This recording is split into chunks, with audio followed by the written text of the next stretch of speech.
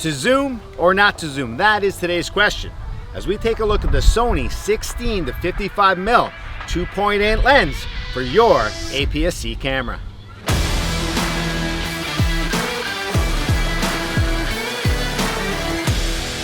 Hey guys, welcome back to the channel. I've been away for a little bit. I've actually started a second channel all about camping and the great outdoors, and it actually is related to this lens because I've been using this lens a lot for that channel.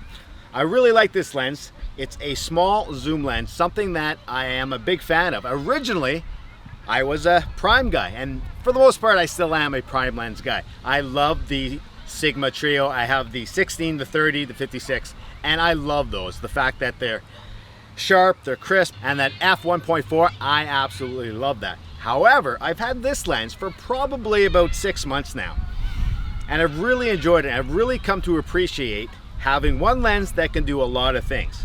On my other channel, when I'm out camping, whether canoe camping or hiking, I don't have the option to bring a lot of lenses with me. Although I wish I could, I don't have that option. So sometimes you're looking for one lens that can do it all. And really, to be honest with you, this isn't the lens that can do it all. You want something that's going to give you more options than just a 16 to 55. However, I have found that this lens does a pretty good job at getting most of the shots that I want on that outdoor channel. If you're new to the channel, my name is Dave. Please consider subscribing if this is something that you're interested in. I do a lot of filmmaking tips and camera gear reviews, so if this is something that you like, go ahead and subscribe. Now, back to this lens. So let's go over some of the technical aspects of this lens. So I said it was a 16 to 55mm, which of course on your APS-C camera, which mine is the Sony a6400, which I'm still loving, by the way, this becomes more like a 24 to 82 or something like that. My math isn't great. It's something like that when you add that on and you have that that crop factor onto these APS-C cameras. So some people love that, some people don't. Having a 24, it's probably not wide enough for a lot of things, but if you work around with it, it's going to work pretty darn good. The fact that it's 55 but then an 82, that's pretty good for a zoom lens. It's not fantastic if you're doing a lot of things like wildlife photography or anything like that for video. But for the most part, I think it does a pretty decent job. Now, I did say that it has an aperture of 2.8, which is pretty decent. I mean, you're giving something up to get that zoom and to get that 16 to 55. The prime lenses, of course, give you fantastic 1.4 on your Sigmas. And you can't do that with a zoom lens. We all understand that. Someday that would be fantastic if that happens. But with these cheaper lenses, not real cinematic lenses, you just, you got to live with it. That's okay. Now the zoom on this, as you will see, is pretty smooth, but it also extends, which isn't great because if you want to use it on a gimbal, you have to rebalance if you're going to change your zoom at all. And that's not a big deal. I'm pretty good. I have the DJI Ronin SC and I'm pretty good at doing that quickly. But it's one extra step that you don't want to do. If it was something where it zoomed internally, you wouldn't have to do that.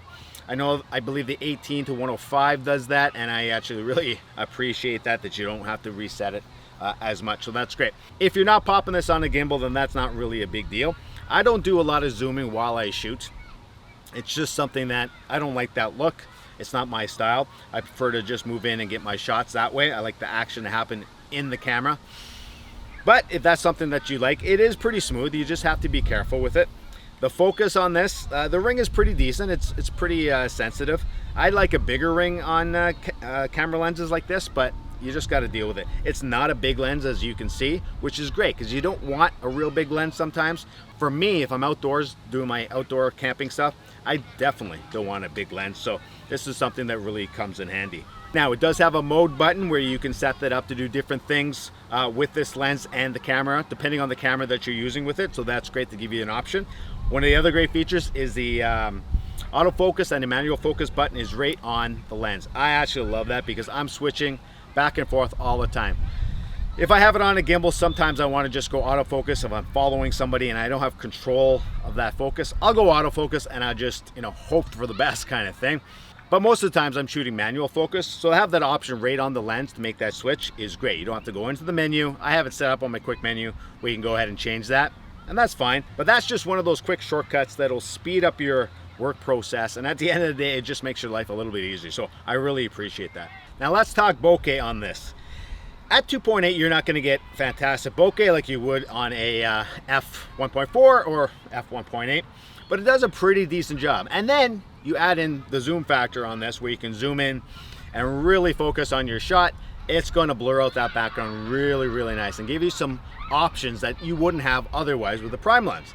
So I like to have those options. If I want to stay wide and shoot, I can still get pretty decent bokeh, or if I want to zoom in, I'm going to get really, really nice bokeh and really tight shots. I think that makes your videos and your photos a little bit more interesting, so I love to have that aspect with these lenses. Now, the lens itself is not very heavy, which is great. So if you're out a lot like I am, I don't want a heavy lens. I talked about that it's not a very big lens, that's great, but it's also not a very heavy lens. However, it's not light and it doesn't feel cheap. The actual build of this lens, is pretty decent. You're paying pretty good money. In Canada, I think it's $1,400. I'm not sure in the US, maybe $900, I'm not 100% sure. So that's pretty expensive, but it's not overly expensive. Now, when you consider this to your Sigmas, yeah, you're gonna pay more for this than those Sigmas. Those are primes, and that's fine. But the fact that you're gonna pay pretty decent money for this, you're gonna get a pretty good quality product out of it, and I actually really enjoy it. Matter of fact, I suggested this camera to my work. We use the FS5 there and the FS7. We have better lenses for the FS7, but the FS5, this lens works really, really well. And I suggested it to my work because I've been using it for a while now, that I'm comfortable enough to ask my work to go ahead and get it, because I think it was time to upgrade their lenses. And this is, it's not going to break the bank, but it's an investment enough that you're going to enjoy this lens and you're going to get pretty good quality. It's a Sony lens, so of course you're going to get that Sony quality. Now, I don't want to rehash the whole argument Sony versus Sigma lenses. As I said, I have the Sigma Trio and I love those. But there's something about a Sony lens on your Sony camera. They just work really well together. The focus, the zoom, the autofocus works really well. It's really crisp. I've never had any real problems with it. The autofocus on this lens is excellent. It's a Sony lens, of course, so it should work well with your Sony camera. And it does. It really, really, it's quick, it's responsive. I've never had much problems. I haven't heard any sounds in the camera where it's kind of tracking and hunting. I've not had any issues that way with this lens. And that's one of the things, you just pop it on and you know you're gonna get a good Sony quality. So I don't use this camera a lot for photography. I'm mostly a video guy. So I would say 95% I'm taking video with this lens. But the photos that I have had taken with this, I'm actually pretty happy with it. Again, I'm not a great photographer. If I was a better photographer, my photos probably would turn out better. But I think this lens, if you're a photographer, yeah, there's no reason not to get this. It gives you some great shots, and I think you'll be very, very happy with it.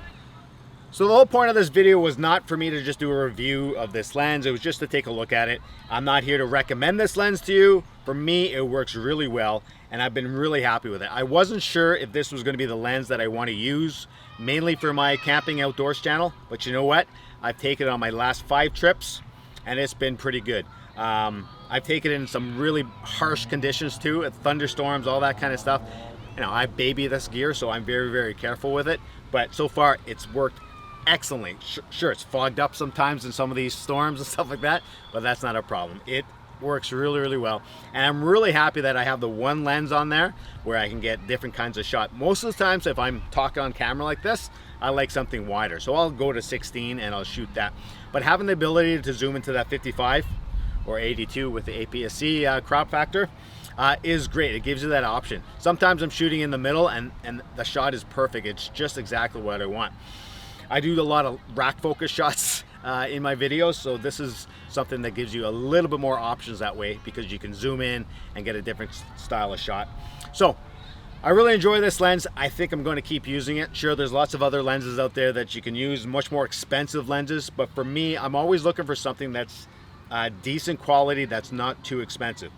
I really only upgrade my gear when I make money through my business, and I do freelance stuff. I'm a television producer, that's my job, but on the side I do some freelance stuff, and whatever money I make, I'll go ahead and reinvest that into gear. So that was one of these things. I did reinvest in this, and I'm actually pretty happy with it. When I first got it, it was middle of winter, and I really wasn't using it that often, and I wasn't sure how it was going to work because I was such a fan of the prime lenses. But after using it, I would say solidly for the last 3 months, it's really good, and I'm really happy I picked this one up. Okay, so thanks for watching, and I will see you next time.